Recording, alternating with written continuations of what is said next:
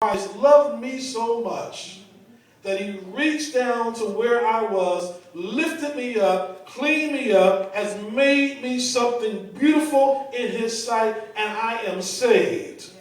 Not by my own accord, not my own ability, not my own strength, but I have been delivered from the kingdom of darkness, and now I've been translated into the kingdom of his dear son. I'm saved, and more than that, I am glad I'm saved. I'm happy that I'm saved. I'm experiencing great joy in knowing that he loved me beyond my faults. He loved me beyond my shortcomings. He loved me beyond my negative ways. He loved me beyond my nasty attitude. He loved me beyond my foul mouth. And he saw fit to reach way down and pick me up and dust me off and make me something beautiful in his sight. That's the message that we should share to people outside of these four walls. We shouldn't be afraid to stand and be a witness. Not witness, but to be a witness. It's one thing to witness, and it's another thing to be a witness. I want to witness, but I want to be a witness. I want people, when they see me, they won't see an uptight Christian, but they'll see somebody that loves the Lord. They'll see somebody that when trouble comes, they won't run from the trouble, but they'll embrace the trouble and understand and know that this is a part of the process to my destiny. Sometimes, if you look at the book of Acts, it's kind of frightening.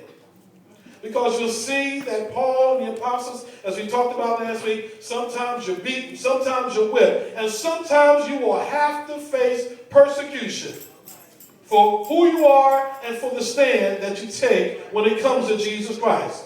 Oh, I'm sorry, sis. I didn't come to give you no good news this morning that life will always be easy as a believer. I didn't come to tell you that God's going to do this and God's going to do this for you. But I did come to tell you that you're going to go through some persecution. You're going to go through some storms. You're going to have some setbacks. But at the end of the day, when the dust settles and the smoke clears, you're going to stand and you're going to have victory in knowing that God gave you the grace to go through what you went through.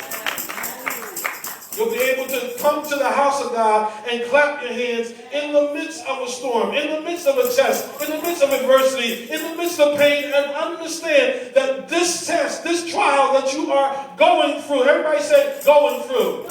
The test that you are going through, God designed that you would go through this test. He designed so that you would go through halfway and stop and leave you there to die. But God has given you the strength and the grace and the mindset and the praise and the experience to remind you that if I took you through that, I'm able to keep you through this.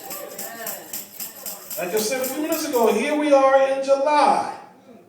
And we look back over, some of us look back over our lives and we look over some things that God has brought us through. And we can say with amazement, if it had not been the Lord who was on my side. I can echo the words of the psalmist. If it hadn't been the Lord who was on my side. When I look back on a particular day on the calendar, when I was ready to throw in the towel, when I was ready to cry my eyes out, when I was ready to quit, when I was ready to resign, when I was ready to walk away, I can look back and see it's been a few days that gone by and God has saw fit to take me through that storm, take me through that adversity, take me through that hardship. And now here I am, much more closer to my breakthrough, much more closer to my healing, much more closer to the place of destiny that God has caused me to walk in. And now I can lift up holy hands and rejoice and say, Lord, you've been faithful, not just in a good day, but you've been faithful. When I wanted to throw the towel in, you were there. When I wanted to turn my back, you were there. When I wanted to walk away, you were there. And now because I can see the goodness of the Lord in the land of the living, I can smile and say, it was good for me that I was afflicted.